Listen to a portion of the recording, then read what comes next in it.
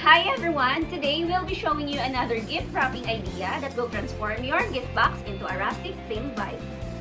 We'll be using King Young's Crinkle Satin ribbon and metallic weight leaf design ribbon. Start by taking the Crinkle Satin ribbon and arranging it horizontally and vertically on your gift box, securing it with a knot as demonstrated in the video. Next, cut 4 pieces of weight leaf design ribbon and trim each end into a triangle shape. Combine the 2 cut ribbons in a pleated style and secure them with wire.